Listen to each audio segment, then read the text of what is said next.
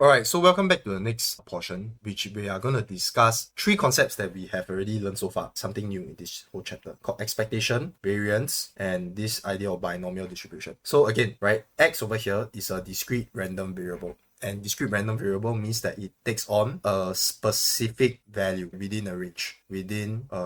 For a binomial discrete random variable, it means that it takes on only two different possible values, right? And usually we denote this as success or failure. Now, the idea of expectation and variance can also apply to a binomial discrete random variable because at the core of it, it's still a discrete random variable. So for the H2 math level, you don't need to prove this, whatever I'm going to show you, right? You don't need to prove this. And I think that if I go through how to prove this concept, first thing it'll take very long. Second thing is it just adds a lot of redundancy and complexity to whatever you have to learn so far. So if you want the breakdown or like how we actually derive what I'm going to go through, with you later on, in the comment below, and I will make a separate video on that, right? But for the masses who just want to get it over and done with, I will just give it to you, right? Because usually this one is something that people just memorize, right? And I would recommend you do so unless you really want to know how it's being derived, then I'll show you, right? But I don't want to add too much bloat to so many concepts that you already learned so far. Okay, so how do we calculate the expectation of a binomial variable? Okay, remember, recap, the binomial variable is x follow a binomial distribution where n independent trials and p is the success, right? So n independent trials and then p is the success, probability of success over here. So the expectation of a binomial variable is simply just n times p, which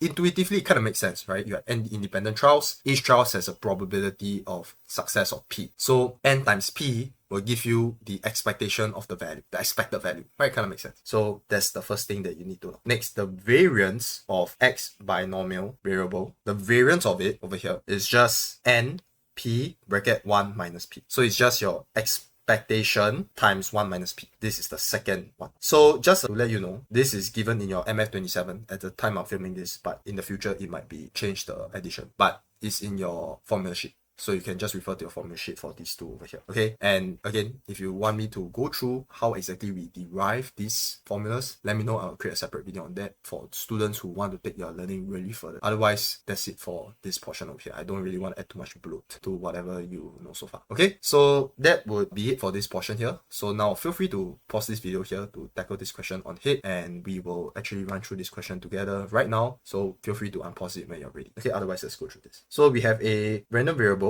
with a binomial distribution. Mean is 2 and variance is 24 over 30. So now we are working backwards, right? So the mean means that ex, the expected value, is 2, and then the variance of the variable is 24 over 30. Now since it has a binomial distribution, we know that this is np, we know that this is np bracket 1 minus p, right? So if we compare these two like that, we see that if we take 24 over 13 divide by 2, it's the same as taking np 1 minus p divided by np, right? And then when we divide away these two from each other, we will get that the value of 1 minus p over here will be 12 over 13 equals to, then these two will strike out and I'll get 1 minus p. So I'll get that p equals to 1 minus 12 over 13, which is 1 over 13 over here, right? And then when I sub this back into the initial equation over here, 2 equals to 1 over 13 times n, and therefore n is 2 times 13, which is 26. So those are the two things that I need so far. So therefore, if you want to find p bracket x equals to 4, note that this is a binomial distribution whereby x follows a binomial distribution of 26 bracket comma 1 over 13. I can just key this into my calculator and get the final value, right? And this is a binomial PDF because we're just zooming in on one specific value. So let me pull up my